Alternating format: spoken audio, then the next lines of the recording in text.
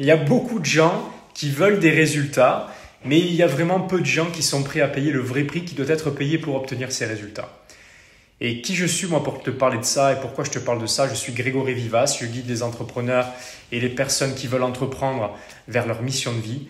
J'ai accompagné des centaines de personnes à découvrir et à activer leur mission de vie au travers de mes mentorings, des milliers d'autres aussi grâce à mon livre best-seller Riche et spirituel. Mon chien qui vient me rendre visite, enfin mon autre chien.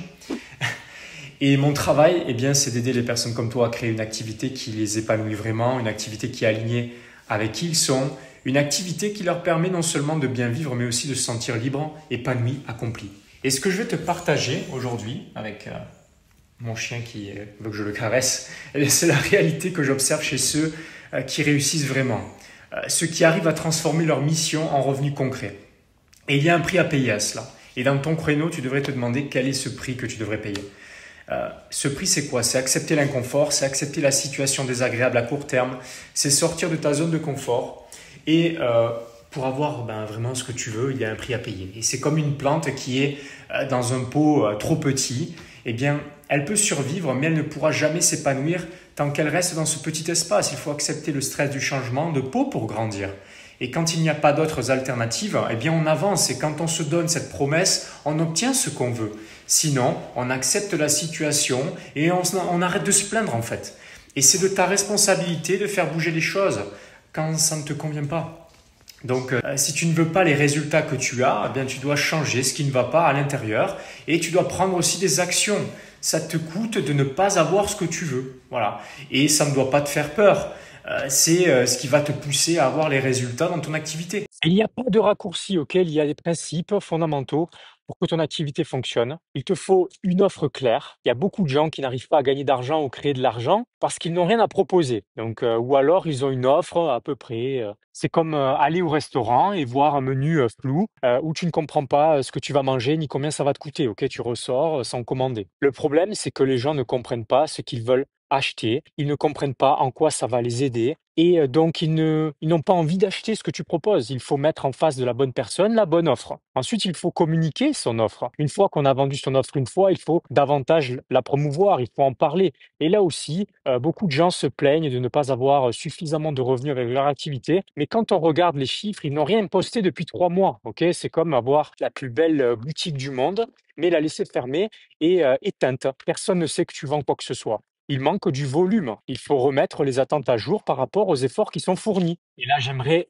partager aussi quelque chose d'important avec toi, une vision de la spiritualité qui n'est pas bisounours, ok? Être spirituel, ça ne veut pas dire forcément être faible, ok? Quand on est spirituel, on n'a pas à se positionner comme une victime de la vie non plus. On n'a pas à laisser la vie choisir pour nous. On a le libre arbitre. Il n'y a rien qui va se faire pour nous. On a des signes, on a des synchronicités qui sont en accord avec nos valeurs et avec ce qu'on veut. Mais ensuite, pour avoir ce qu'on veut, il faut sortir de sa zone de confort, ok?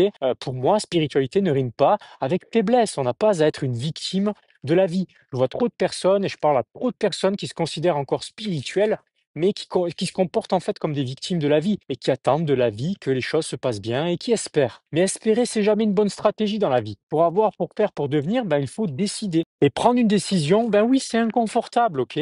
Mais la réalité, c'est que c'est rentable. Parce que où est-ce que tu veux être dans 5, 10 ans? Tu veux espérer que la situation change avec le temps, comme ça, par magie?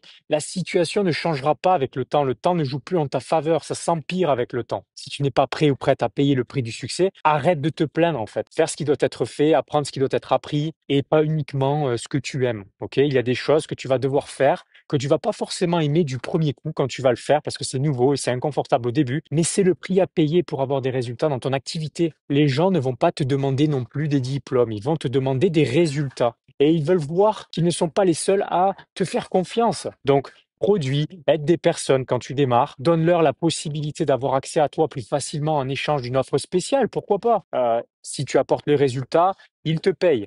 Et c'est facile à vendre à de nouvelles personnes après.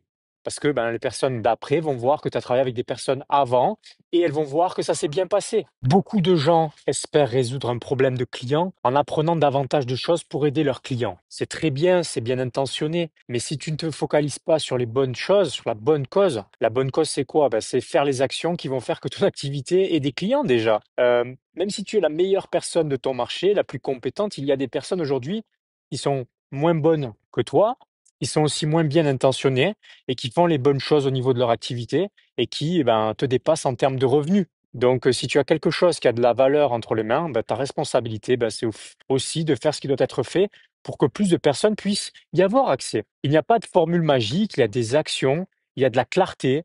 Il y a certes des blocages émotionnels qu'il faut libérer au début, mais une fois qu'on a fait cela, plus de soins, plus d'énergétique ne va pas compenser, ok? Ne va pas compenser quoi? Un manque de stratégie, un manque de clarté, un manque d'organisation, un manque de passage à l'action. Donc focalise-toi, enlève ce qui ne sert à rien dans ta vie, identifie ce qui sert, identifie le temps que tu passes à faire des choses qui ne servent à rien et qui ne rapportent rien concrètement dans ton activité, et mets ce temps, cette énergie, ces ressources dans ce qui va faire que ton activité va se développer. Là, tu auras des résultats. Donc, c'est normal d'avoir des peurs sur le chemin. On a tous des peurs, mais ceux qui réussissent, ce sont des gens qui avancent malgré la peur. Ok, c'est des personnes qui vont dépasser la peur. Et c'est comme apprendre à nager. Tu peux lire tous les livres de natation du monde, j'imagine, mais tant que tu n'acceptes pas de mettre un pied dans l'eau et d'avoir peur de couler, eh bien, tu nageras jamais. Et c'est derrière la peur qu'il y a le cadeau. C'est OK d'avoir peur, mais ce n'est pas OK de ne pas avoir le courage de dépasser la peur. C'est comme si on demandait à Hercule d'être un héros sans affronter ses défis et les monstres sur le chemin. Plus grand le défi, plus grand le monstre, plus vénéré est le héros. Donc voilà ce que je voulais te dire aujourd'hui.